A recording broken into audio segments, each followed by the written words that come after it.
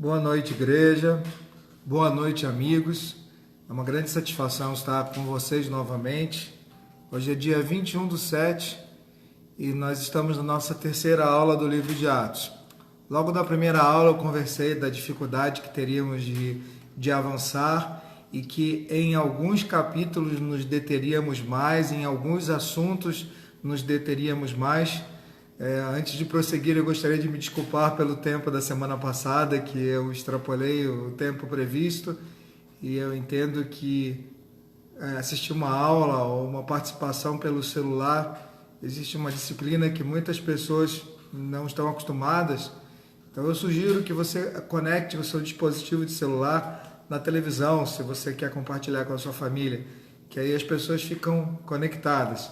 O cérebro está mais treinado a se fixar a uma tela maior. Mas enfim, nós começaremos a nossa aula já em seguida. E nós voltaremos um pouquinho no livro de Atos, no versículo 35. Nós chegamos até o 37, 38 na semana passada. Voltaremos um pouquinho para darmos o impulso e o seguimento à lição. Provavelmente não entraremos hoje no capítulo 3, porque esse final do livro de Atos descreve o fenômeno que aconteceu depois das manifestações do Pentecoste, depois dos eventos do Pentecoste. Então eu gostaria que você se atentasse. Nós vamos ler então o versículo 36 e depois vamos fazer um paralelo com o que o profeta Isaías falou dessa passagem e desse evento também. No versículo 36 diz o seguinte: Pedro dizia, esteja absolutamente certa, pois, toda a casa de Israel, de que este Jesus que vós crucificastes, Deus o fez Senhor e Cristo. O que Pedro estava dizendo para aquelas pessoas era que Jesus andou no meio deles, Jesus fez milagres entre aquelas pessoas, Jesus deu testemunho, confirmou o testemunho dos profetas que falaram acerca dele. Jesus deu testemunho de si mesmo. Jesus apresentou a Deus aquelas pessoas e aquelas pessoas não entenderam. Eles, apesar de toda essa disposição de Jesus, apesar de todos os argumentos que foram utilizados, dos milagres, a pregação, os ensinamentos, os aconselhamentos, o convívio diário, as pessoas daquela cidade, as pessoas daquele local, a casa de Israel rejeitou o Messias. E Pedro finaliza o seu primeiro discurso dizendo isso. E eu gostaria de convidar vocês a partir agora para o livro de Isaías, no capítulo 53, versículos de 1 a 11. Isaías está descrevendo profeticamente a respeito desse episódio do qual Pedro está falando. Para nós, pode parecer uma pregação surpreendente de Pedro e uma afirmação surpreendente de Pedro, esse versículo. Mas para os judeus, para o povo de Israel, não era, porque esse Messias, esse profeta, já havia sido comunicado. E aquelas pessoas que estavam ali, os sacerdotes, as pessoas envolvidas com o estudo da lei, entendiam a respeito do que Pedro estava falando, porque eles já haviam estudado e já haviam pesquisado no profeta Isaías, em outros profetas, e inclusive em Isaías, a respeito do Messias. E olha o que Isaías fala a respeito do Messias, no capítulo 53, versículo de 1 a 11. A respeito de todos esses eventos que aconteceram em Jerusalém, na Judéia, ao redor do Mar da Galileia. Quem creu em nossa pregação? E a quem foi revelado o braço do Senhor? Porque foi subindo como um renovo perante ele e como a raiz de uma terra seca. Não tinha aparência nem formosura. Olhámo-lo, mas nenhuma beleza havia que nos agradasse. Era desprezado e o mais rejeitado entre os homens, homem de dores, e que sabe o que é padecer. E como um de quem os homens escondem o rosto, era desprezado e dele não fizemos caso. Certamente ele tomou sobre si as nossas enfermidades e as nossas dores levou sobre si. Nós o reputávamos como aflito, ferido de Deus e oprimido. Mas ele foi traspassado pelas nossas transgressões e moído pelas nossas iniquidades. O castigo que nos traz a paz estava sobre ele, e pelas suas pisaduras fomos sarados. Todos nós andávamos desgarrados como ovelhas, cada um se desviava pelo caminho, mas o Senhor fez cair sobre ele a iniquidade de todos nós. Ele foi oprimido e humilhado, mas não abriu a boca. Como cordeiro foi levado ao matadouro, e como ovelha muda perante os seus tosqueadores, e ele não abriu a boca. Por juízo opressor foi arrebatado, e de sua linhagem quem dela cogitou?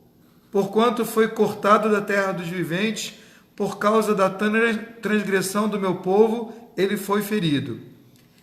Designaram-lhe a sepultura com os perversos, mas com o rico esteve na sua morte, posto que nunca fez injustiça, nem dolo algum se achou em sua boca.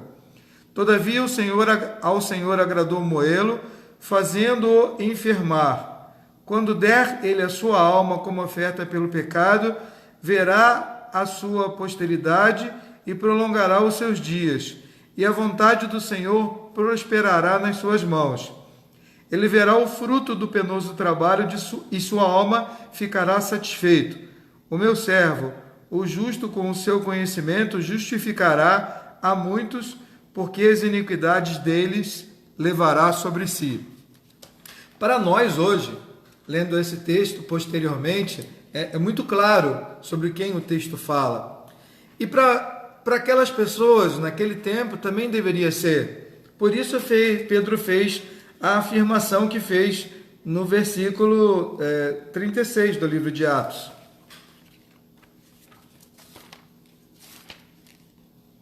Do capítulo 2 do livro de Atos. Esteja absolutamente certa, pois, toda a casa de Israel, de que a este Jesus que vós crucificastes, Deus o fez Senhor e Cristo. O profeta Isaías testemunhava desse momento, do momento da crucificação, do momento da pregação, do momento da rejeição de Jesus. Aquelas pessoas já haviam lido sobre isso, mas ainda assim, na sua ilusão, eles planejaram e idealizaram um outro tipo de Messias. Não esse que foi anunciado e predito pelo profeta Isaías e por outros profetas, mas alguém que trouxesse outros vínculos, outras possibilidades para eles. Um líder político, um líder religioso bem carismático, mas que, sobretudo, concordasse com eles nas transgressões, nas iniquidades, nas vaidades que eles possuíam naquela época. Por isso Pedro foi tão incisivo ao final da sua pregação e classificou aqueles homens como homicidas, dizendo que eles haviam crucificado aquele de quem os profetas haviam falado. Então esse versículo é muito mais amplo do que essa redução que aparece aqui para a gente. Ele traz consigo toda a revelação dos profetas, toda a informação que aquele povo continha a respeito do Messias que havia de vir, que havia sido predito por Isaías e por tantos outros profetas, que havia sido cantado por Davi em seus salmos e profetizado também por Davi, dessa maneira. Nós vamos continuar lendo então. E ouvindo eles estas coisas, compungiu-se-lhes o coração e perguntaram a Pedro e aos demais apóstolos: o que faremos, irmãos? Aí nós vemos um movimento acontecendo, um grande e verdadeiro avivamento, como foi anunciado por Abacuque. Abacuque, no capítulo 3, no verso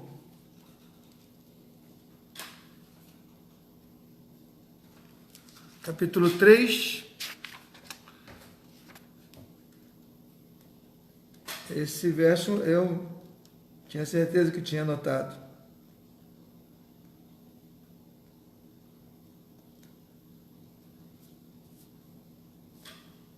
Bom, no capítulo 3 de Abacuque, que você vai ter um pouquinho de lentidão para encontrar na sua Bíblia. Enquanto isso, eu vou buscar aqui.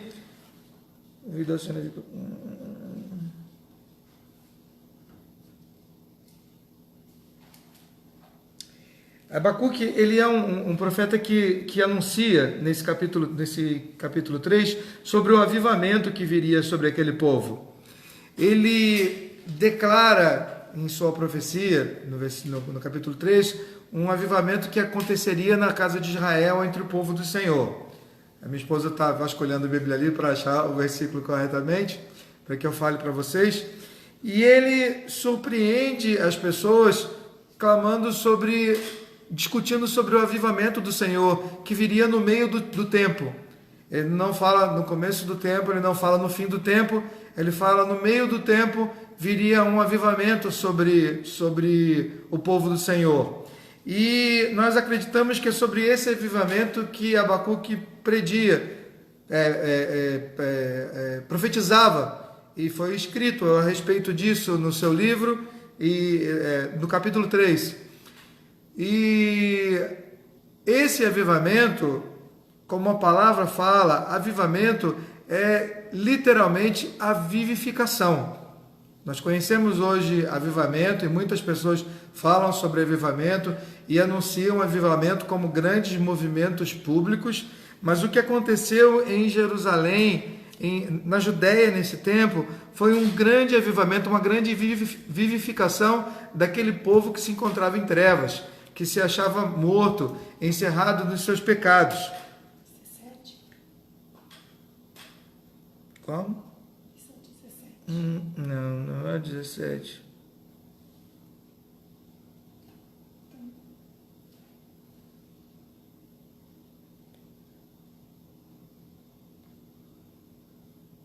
Já achei. É o Abacuque 3, versículo 2. Tenha ouvido, ó Senhor, as suas declarações e me sinto alarmado. Aviva a tua obra, ó Senhor, no decorrer dos anos. Abacuque olhava a casa de Israel e clamava ao Senhor e profetizava também num clamor, num choro, para que Deus avivasse a sua obra no decorrer dos anos. Num determinado momento que houvesse uma intervenção de Deus na história daquela nação. E o que aconteceu? O que aconteceu em Jerusalém naquele tempo?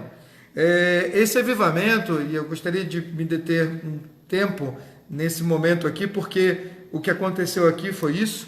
Foram pessoas que estavam acomodadas e posicionadas em seus lugares, em seus confortos, em suas crenças, foram impactadas por uma mensagem e houve um processo para que aquelas pessoas fossem agrupadas em torno dessa mensagem e produzissem o resultado desejado.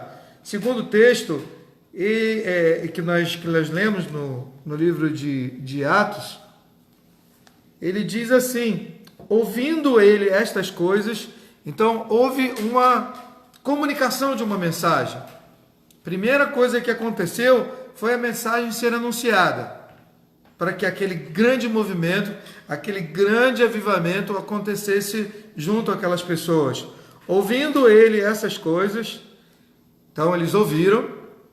O segundo ato, descrito pelo escritor do livro de Atos, é o seguinte: compungiu-se-lhes o coração. Essa expressão significa se arrependeram.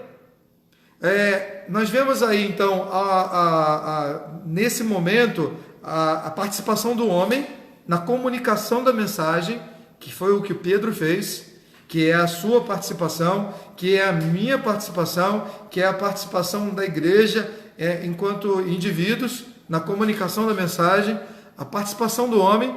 Nós vimos agora também a ação do Espírito Santo, que já havia sido derramado sobre a terra, que já havia vindo para ficar definitivamente.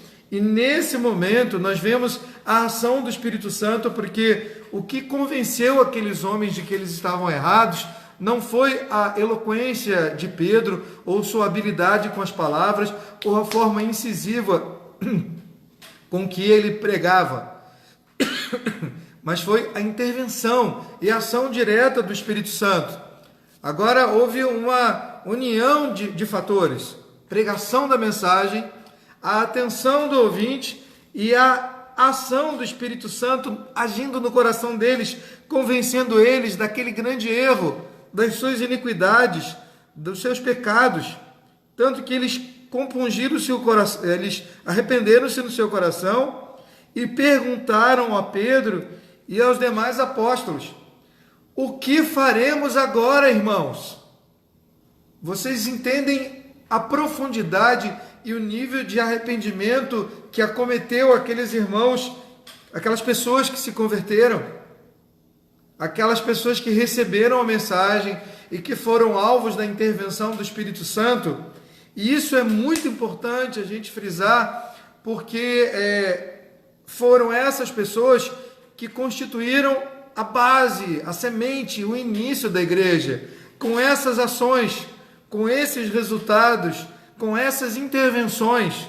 Então nós vimos pessoas que ouviram a palavra, que se arrependeram e que perguntaram agora aos apóstolos o que fazer. Buscaram na orientação apostólica como fazer para se conduzir a partir de agora. É importante a gente frisar isso, porque a igreja local constitui-se de ouvintes. A igreja local, em todos os lugares em todos os prédios, em todos os edifícios, em todas as casas onde ela se reúne, ela constitui-se de pessoas, de indivíduos que estão dispostos a ouvir e que se reúnem por causa de um apelo, de uma reunião semanal, ou 2 vezes por semana, ou 3 vezes por semana. Mas a igreja de Cristo é composta de pessoas com esse tipo de comportamento, de ação e de atitude, e que sofreram essa intervenção do Espírito Santo. Então existe uma diferença muito clara entre a igreja local e a igreja de Cristo.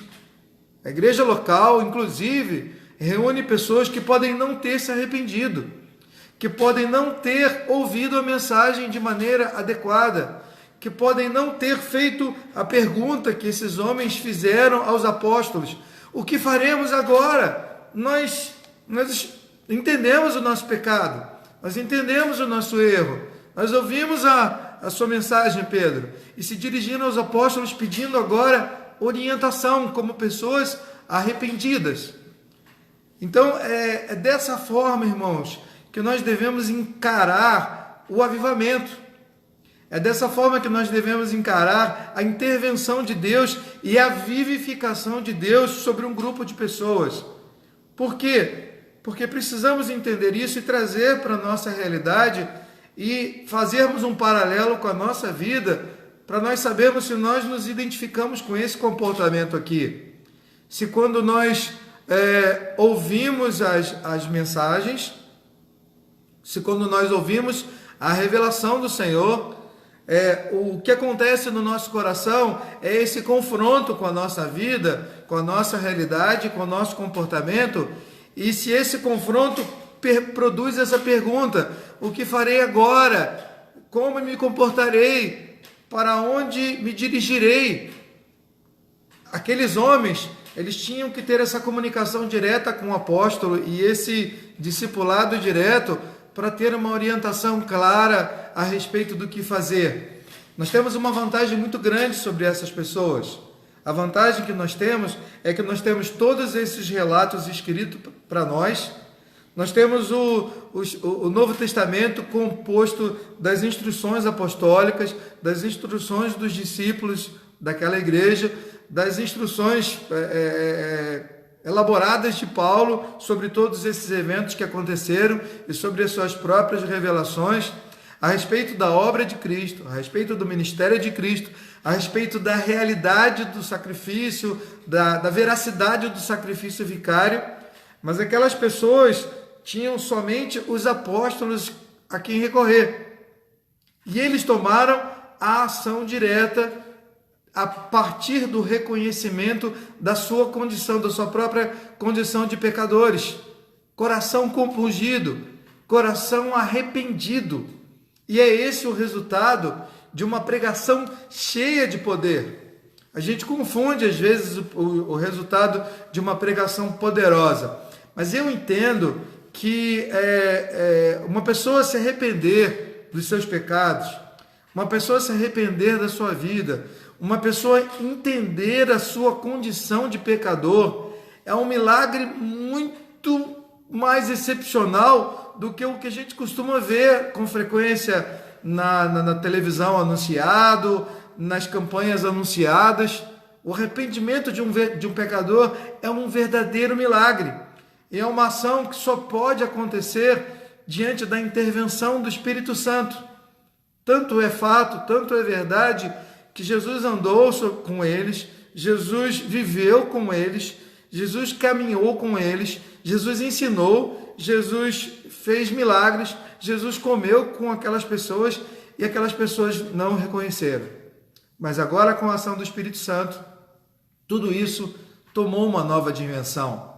Com o derramar do Espírito Santo e com a intervenção do Espírito Santo sobre a história da humanidade, sobre a história daquelas pessoas. Que faremos, irmãos?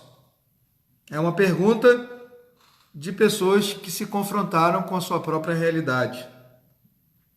Respondeu-lhes Pedro: arrependei-vos e cada um de vós seja batizado em nome de Jesus Cristo para a remissão dos vossos pecados, e recebereis o dom do Espírito Santo. Pedro agora fez uma sequência de processos que aquelas pessoas deveriam fazer.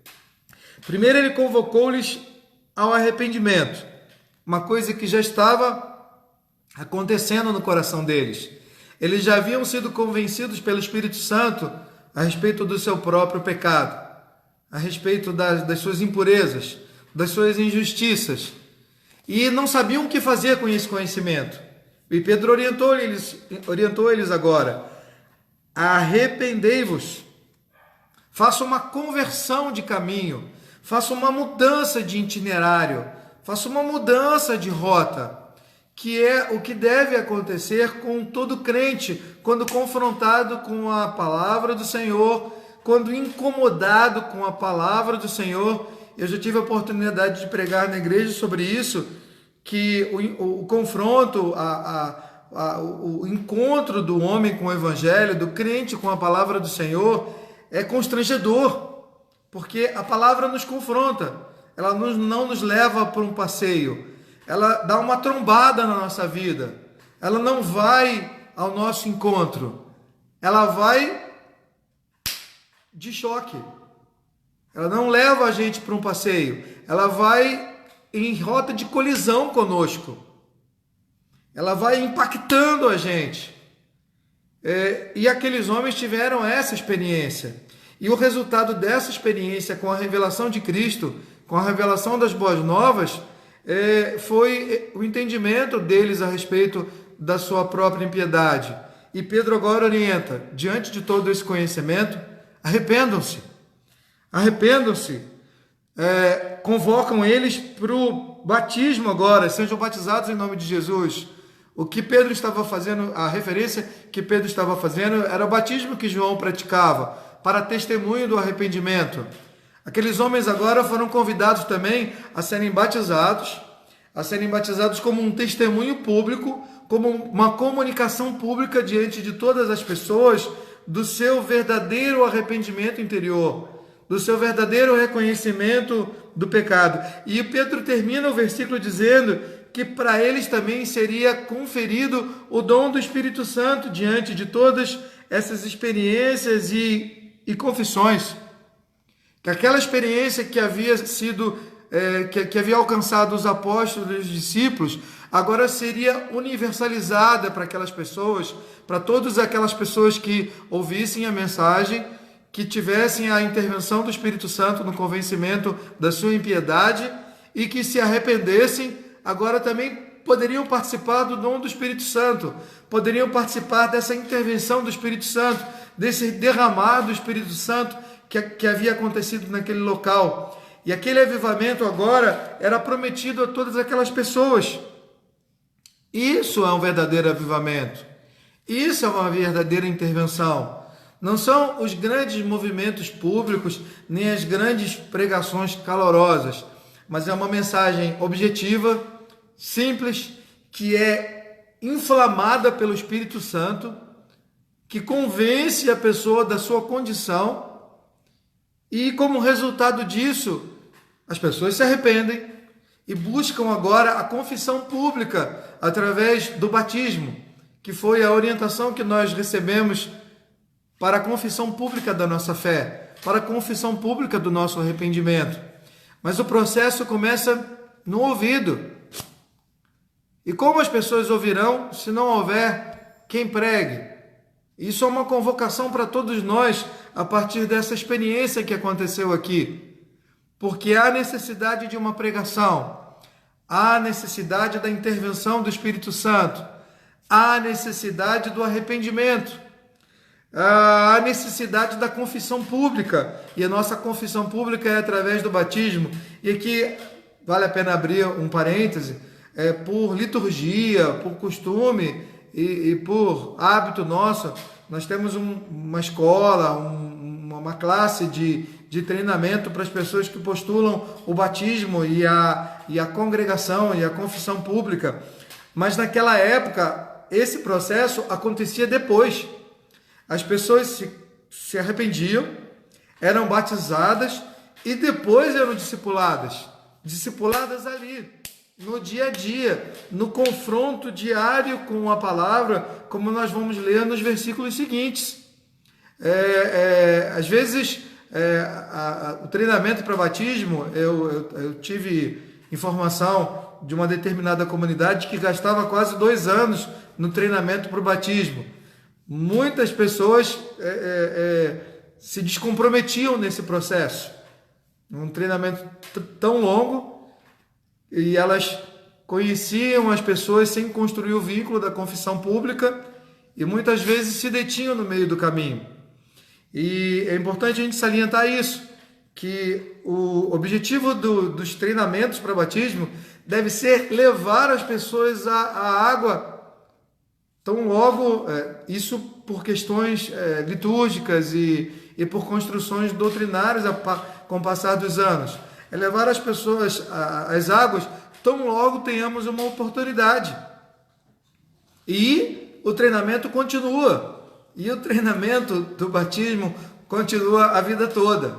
A vida toda nós somos confrontados com as Escrituras, a vida toda nós somos confrontados com a palavra do Senhor, a vida toda nós somos convidados a nos arrepender, nós somos convidados a nos arrepender pelas Escrituras Sagradas diariamente. Nós somos convidados a nos arrepender no Evangelho diariamente, o tempo todo. E precisamos agir dessa maneira, e precisamos nos comportar dessa maneira. Vamos continuar lendo aqui. Nós precisamos nos comportar dessa maneira para que a gente componha de fato a Igreja de Cristo, e não somente a igreja local. Lembrando a vocês a diferença. A igreja local é reunião de pessoas. A Igreja de Cristo é reunião de convertidos naquele local. É reunião de pessoas arrependidas, pessoas que abraçaram o Evangelho naquele local. Pedro continuou falando: pois para vós outros é a promessa, para vossos filhos e para todos os que ainda estão longe, isto é, para quantos o Senhor nosso Deus chamar. E que é uma coisa interessante, que Deus começa a ampliar a revelação, que Pedro começa a ampliar a revelação do que havia acontecido naquele momento. Pedro esclarecia aquelas pessoas que os eventos que aconteciam ali naquele local resvalariam em toda a humanidade. Chegou até você, chegou até mim esse momento. Ele utiliza esses termos. Para vós outros é a promessa, quer dizer, aquelas pessoas que estavam ali diante dele. para os vossos filhos, para as pessoas que eles comunicariam aquela mensagem também, para os que ainda estão longe. Pedro já sabia que aquele evangelho, que aquele fenômeno, que aquele evento que aconteceu naquele local se espalharia por todo o mundo. Ele foi revelado disso. Para os que ainda estão longe, isto é, para quantos o Senhor nosso Deus chamar. Com muitas outras palavras, Deus deu testemunho e exortava-os, dizendo: salvai-vos desta geração perversa. Então, além da pregação, Pedro continuou ensinando aquelas pessoas, continuou testemunhando para aquelas pessoas a respeito daquilo que ele recebia de Deus, a respeito da capacitação que ele recebia do Espírito Santo, e ele fez uma ressalva muito interessante para aquelas pessoas. A ressalva que ele fez e a orientação que ele fez foi: salvai-vos dessa geração perversa. A geração perversa a que Pedro se referia era, naquele momento, os sacerdotes, os mercadores da fé, pessoas que negociavam o evangelho, pessoas que negociavam os sacrifícios naquela chegada a Jerusalém, pessoas que vendiam os animais a serem sacrificados, pessoas que colocavam jugo para que pudessem ter atenção, para que pudessem cativar aquelas pessoas para si mesmos. Os sacerdotes, os mestres, ou melhor, os falsos mestres, informavam doutrinas excepcionais para que aquelas pessoas sempre ficassem na condição de subservientes àqueles homens. Era uma geração perversa que taxava um preço para a salvação, um preço para a aproximação de Deus. Eu estou falando desse jeito para que vocês consigam fazer um paralelo, que a geração perversa não se encerrou naquele momento. A geração perversa transcende esse momento e chega até os nossos dias. O Evangelho tem esse poder que vocês viram aqui, de libertar pessoas. Mas a geração perversa que existe hoje tenta perverter essa simplicidade e o efeito do arrependimento, e a necessidade do arrependimento, e a necessidade da conversão, para que você se identifique com outro evangelho que não tem nada a ver com o pregado pelos apóstolos. Para que as pessoas se identifiquem com uma outra pregação que não tem nada a ver com essa que foi anunciada aqui, que produziu um avivamento, cujo resultado foi reconhecimento dos erros, reconhecimento da própria iniquidade, arrependimento e confissão pública. Hoje o evangelho é confundido com muitos outros valores que algumas vezes eu ouço e nem entendo, apesar de ser uma pessoa que tenha estudado o evangelho boa parte da vida. Eu não entendo de onde as pessoas tiram algumas verdades e algumas sentenças que produzem um verdadeiro cativeiro nas pessoas que buscam no evangelho a realização das suas satisfações pessoais, dos seus prazeres, dos seus valores e da sua vaidade, da sua própria vaidade. Um evangelho que não tem nada a ver com um evangelho que convoca a pessoa a reconhecer o seu pecado, convoca a pessoa ao arrependimento. Não que nós não tenhamos direito ou não sejamos alvos das bênçãos e das intervenções de Deus, mas essa não é a raiz do Evangelho. A raiz do Evangelho é essa mensagem de arrependimento, é essa mensagem de inverter a sua trajetória. Você estava indo numa trajetória em direção à morte, e o Evangelho te convoca e te convida a você fazer um novo caminho. Só que para trilhar esse novo caminho, depende do reconhecimento da iniquidade e do arrependimento. Essa geração perversa que perverteu o Evangelho, que perverteu essa mensagem simples, ela persiste até hoje em falsos mestres, em mercadores da fé, em pessoas que vendem um Evangelho, que vendem shows, que vendem grandes manifestações, como se o Evangelho prometesse uma alegria e uma satisfação individual, como se esse fosse o alvo do Evangelho.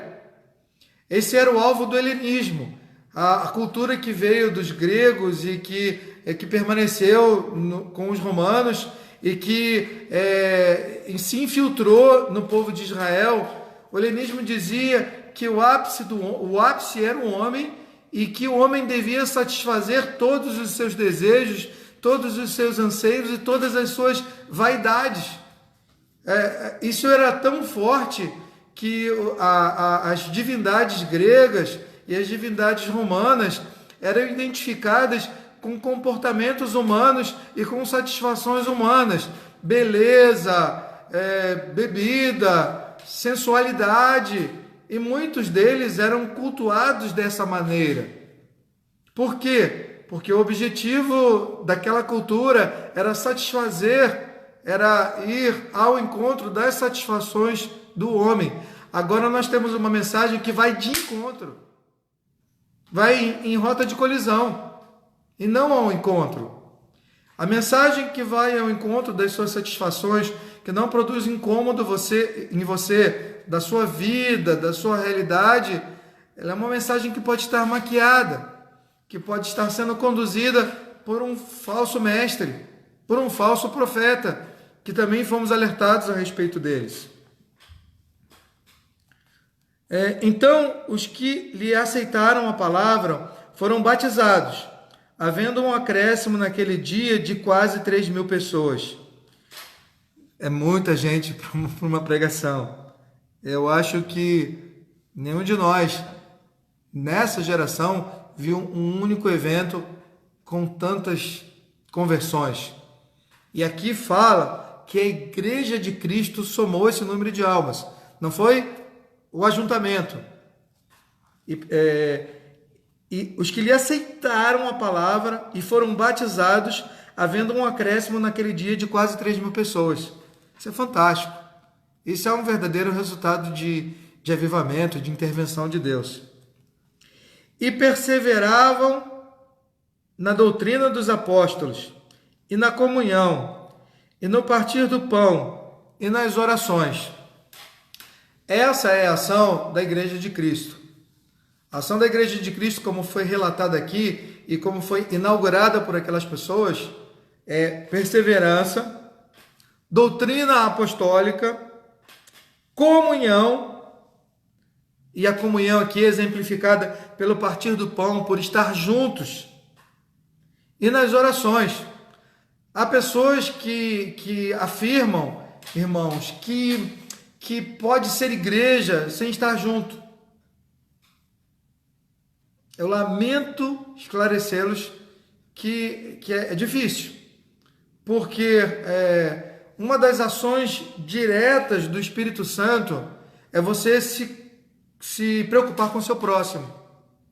É você agir em direção, é você caminhar em direção ao seu próximo e manifestar a ele o reino do Senhor. E essa manifestação depende e demanda também de algumas ações que prevêem proximidade, que prevêem reunião, que prevêem estar junto. Aqui ele exemplifica isso com o partir do pão. Você só consegue partir o pão com quem está do seu lado, a não ser que você jogue o pão. O Evangelho assume uma outra dimensão. Mas você consegue partir o pão com o seu companheiro. Essa é a manifestação da igreja. Essa é a ação que o Evangelho, que a pregação teve naquelas pessoas. E que deve estar até nós, deve chegar até nós hoje, e deve ser a nossa busca e a nossa perseguição. Nós estamos hoje restritos à reunião por conta das contingências que nós vivemos. Restrito de estar juntos por conta das contingências que nós vivemos. A tecnologia é muito boa, permite que a minha comunicação chegue até você, mas isso não está permitindo que eu parta o pão junto com você do seu lado. Vocês entendem? Então, as orações dos irmãos e as ações da igreja devem ser na busca dessa reunião ainda, desta proximidade ainda. Por quê? Porque é assim que foi ensinado pelos apóstolos. E é assim que deixou, e é o legado que foi deixado para nós hoje. E assim, uma das coisas que eu aprendi na minha vida, que nós vamos ler, que é resultado dessa intervenção também, é que quando você está cheio do Espírito Santo, quando você se enche do Espírito Santo, o seu irmão passa a ser o seu alvo, passa a ser o alvo do seu amor. Inclusive, Jesus nos explicou isso, resumindo os testamentos do Senhor, a testamentos que tinham a ver com Deus, a ação que tinha a ver com Deus, amar a Deus acima de todas as coisas, e a ação que tinha a ver no nível horizontal, amar ao próximo como a si mesmo. Nós podemos aprender e desenvolver essa tecnologia e esse recurso através da mídia social, mas nós ainda precisamos de proximidade. É da nossa natureza, é da nossa constituição, e é uma prática da igreja primitiva. E em cada alma, versículo 43, havia temor, e muitos prodígios e sinais eram feitos por intermédio dos apóstolos. Aqui nós vemos as manifestações agora da igreja. Os apóstolos faziam isso, os discípulos faziam isso, nós vamos ler na sequência do livro de Atos. As pessoas que estavam cheias do Espírito Santo agora faziam isso, milagres e prodígios. E isso é um comportamento que acompanha a igreja, que é resultado desse derramar do Espírito Santo, dessa intervenção do Espírito Santo na humanidade, dessa capacitação que chega ao crente, dessa capacitação que está disponível ao crente, que o crente vai manifestar ou não a partir da sua busca, do seu enchimento do Espírito Santo e do seu transbordamento do Espírito Santo. E isso é um compromisso seu, é um compromisso que você deve assumir, que os apóstolos assumiram, que os discípulos assumiram. Todos os que creram estavam juntos e tinham tudo em comum. Esse versículo é só para afirmar o que eu disse, que talvez algumas pessoas não tenham se convencido da necessidade de estar juntos. Porque, você pode alegar que naquela época eles não tinham tecnologias ou outras coisas. A tecnologia, ela nos supre de um monte de necessidades, mas não de estar juntos. O estar junto aqui fala de uma proximidade de partir do pão. Então nós precisamos e devemos buscar essa possibilidade. Mesmo diante de todas essas circunstâncias que nós vivemos, nós devemos buscar essa situação e essa condição de estarmos juntos. Deve ser alvo da sua oração, deve ser alvo do seu jejum, deve ser alvo da sua busca. Existem pessoas realmente que querem se reduzir ao seu espaço e se julgam igreja de Cristo no seu quadradinho, no seu espaço pessoal. Se você está no seu espaço pessoal, se você está no seu quadradinho, a primeira coisa é que você não é aprimorado pelo seu próximo. E é uma coisa muito interessante da gente entender, porque quando você busca de Deus aprimoramento espiritual, quando você busca de Deus paciência, quando você busca de Deus tratamento e treinamento, isso não vem na forma de um óleo que vem do céu e cai sobre você. Pronto, você está tratado. Pronto, Deus me dá paciência. Aí vem um anjo e toca na sua cabeça e te dá paciência. Não, o recurso e a ferramenta utilizada por Deus é o irmão, é a igreja, é o próximo. É Ele que está nos provando e nos aprimorando. E nós entendemos isso através da revelação do Espírito Santo no nosso coração. Às vezes que temos que nos submeter, às vezes que temos que abaixar a nossa cabeça em busca da comunhão, em busca do estar junto, em busca da ação do Espírito Santo no coração do irmão. E se você se restringe no seu espaço, se você acha que seu espaço é suficiente e que você pode ser igreja do Senhor nessa maneira, eu lamento informá-lo que você pode estar bem enganado. Que você pode estar muito enganado, porque não foi esse o ensino apostólico e não foi esse o legado que chegou para nós. Eu prometi que não me alongaria muito nessa lição e prometi que tentaria terminar o versículo 2, mas eu já sabia que não seria possível. Nós entraríamos agora em como eles viviam, em alguns aspectos da comunhão, mas nós vamos deixar para a semana que vem. Como eu falei no início da nossa aula, nós vamos treinar primeiro a disciplina de assistir a aula dessa maneira, com esse recurso, com essa tecnologia, até que nós possamos avançar um pouco mais.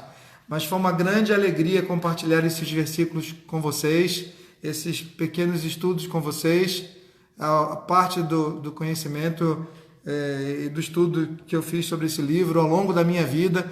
Eu tenho certeza absoluta, sem medo de errar, que foi o livro que eu mais estudei na minha vida. Pela historicidade, pelas características próprias do livro, foi a parte da Bíblia que eu mais estudei. E compartilhar com vocês é uma grande alegria, é uma grande satisfação.